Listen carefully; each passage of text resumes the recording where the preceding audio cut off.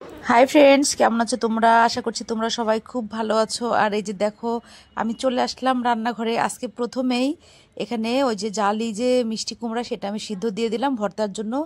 আর এখানে একটু শিং মাছের ভুনা করব, এটা রাজের জন্য করব আর কি। তো এটা আমি সব রকম মশলা দিয়ে সুন্দর করে মাখিয়ে নিচ্ছি। আর এখানে কড়াইতে তেল দিয়ে দিয়ে মাছটাকে আমি এখন ভেজে নিব। শিং মাছের ঝোলটা কিন্তু খুব মজা লাগে, আর শিং মাছটা কলা দিয়ে আলু দিয়ে ঝোল করলে অনেক ভালো লাগে খেতে।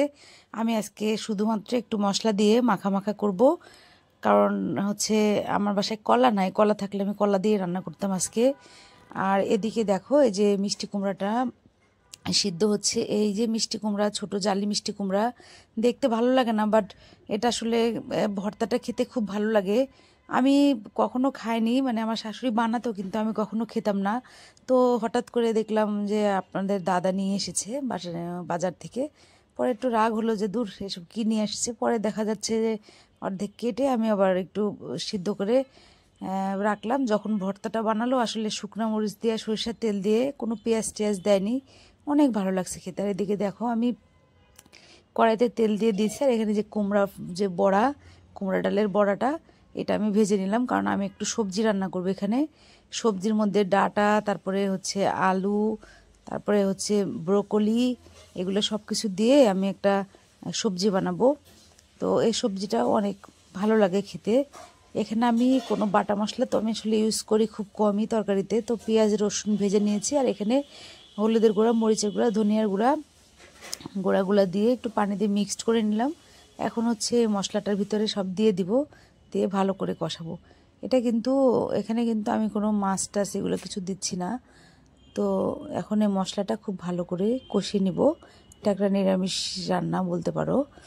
তো এই যে দেখো, এখানে আলু, তারপর হচ্ছে ডাঁটা, আর হচ্ছে ব্রোকলি, এগুলো দিয়ে আমি বড়ি দিয়ে রান্নাটা করব। তো ভালো করে কষিয়ে নিতে হবে।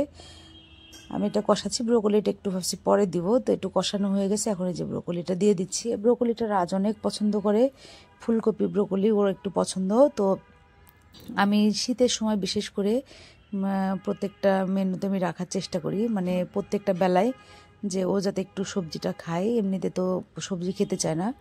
তো দেখো, এই যে আমার সবজিটা প্রায় হয়ে এসেছে। আর এখানে আমি একটুখানি রসুন আর আদা থেতো করে নিচ্ছি। আর এখানে বানাবো কুমড়ার ফুলের বড়া। তো সেজন্য আমি এখানে বেসন আর হচ্ছে চালের গুঁড়ি এটা রেডি করে নিচ্ছি। এটা একটা ব্যাটার তৈরি করব।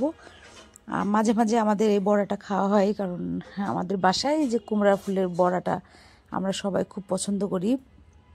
কোনো কিছু রান্না না থাকলেও দেখা যাচ্ছে কুমড়া ফুল নিয়ে আসলে ওই একটু বড়া ভাজলে শুকনো মরিচ টুরিচ দিয়ে সুন্দর করে ভাত মেখে খায় ওরা সবাই। তো সে সাথে সাথে আমিও খাই। আর দেখো, ব্যাটারটা তৈরি করে আমি এখানে রেখে দিব সাইডে, কারণ এটা হচ্ছে মাখায় রেখে দিলে পরে যখন বড়াটা বানাবো তখন খুব সুন্দর একদম ফুলকো এবং ক্রিস্পি বড়াটা হয়। আর এদিকে বাবা আর ছেলে তো অনেক গল্প করতেছে, দুষ্টামি করতেছে। ওরা যখন ঘরে থাকে তখন হচ্ছে এরকমই করে দুজন। আর রাস্তা সবার সাথে সারাক্ষণ দুষ্টামি করতেই থাকে। আর এখানে আমি যে কড়াই বসিয়ে দিয়েছি শিং মাছের ভুনাটা করে নেওয়ার জন্য। তো কড়াইয়ের মধ্যে একটু জিরা দিয়ে দিলাম, জিরার ফোড়ন দিয়ে এখানে আমি মশলা কষিয়ে নিলাম। সুন্দর করে মশলাটা কষিয়ে নিতে হবে, তাহলে মশলা থেকে কোনো গন্ধ আসবে না। এখানে আমি আদা রসুন ইউজ করেছি। আর এই যে মাছটা ভেজে রেখেছিলাম হালকা করে, মাছটা দিয়ে দিলাম। তো মাছটা দিয়ে একটু নাড়াচাড়া করে পানি দিয়ে দিলাম। যেহেতু শিং মাছটা ভাজা আছে, তো সেই ক্ষেত্রে আর বেশি একটা কষানোর দরকার নাই। আর দেখো, এদিকে যে কুমড়া ফুলের বড়াগুলো এখন আমি করে নিচ্ছি। কত বড় ফুল, কয়েকটা ফুল বড় ছিল আর কয়েকটা ফুল একদম খুবই ছোট ছিল। তো এই যে কুমড়া ফুলের ব্যাটারটা যে রেখেছিলাম ওটার মধ্যে ভিজাই ভিজাই আমি এই যে বড়াটা বানিয়ে নিচ্ছি। বড়াটা কিন্তু অনেক ভালো লাগে খেতে। তোমরা কে কে এই বড়াটা পছন্দ করো আমাকে জানায়ও। আর কিভাবে করতে হয় সেটা তো দেখছো, যারা যারা কখনো খাও নাই তারা তারা আমার এই রেসিপিটা দেখলে পরে বুঝতে পারবে। তো রান্না করতে করতে একটু বারান্দার দিকে একটা দরকার ছিল, আসলাম। তো এখন আমি খাবার রেডি করব টেবিলে। দেখো, সব খাবার আমি এখানে রেডি করে ফেলেছি। এখানে হচ্ছে ফুলকপি গাজর দিয়ে একটা সবজি করা আছে, আর এই যে এটা ভর্তা তোমার দাদা বানাবে একটু পরে। আর এখানে কুমড়া ফুলের যে বড়াটা ওইটা, আর হচ্ছে এখানে হচ্ছে শিং মাছের যে ঝোলটা, এটা এই হচ্ছে আজকে আমাদের দুপুরের মেনু। আর এখন এই যে তোমাদের দাদা ডলে ডলে এই ভর্তাটা বানাবে। আসলে সে ভর্তা স্পেশালিস্ট। আর এই দিকে দেখো একটা ওই যে ডালের বড়া উঠাইছি হাতে, এত জুসি হয়েছে বড়াটা, আসলে অনেক মজা লাগছে খাইতে। তো আমাদের খাওয়া দাওয়া শুরু হয়ে গেছে, এই যে তোমাদের দাদা এখন খাচ্ছে। তো যাই হোক, আমাদের রান্না বাড়া খাওয়া দাওয়া সব মানে শেষের দিকে। তোমরা সবাই খুব ভালো থেকো।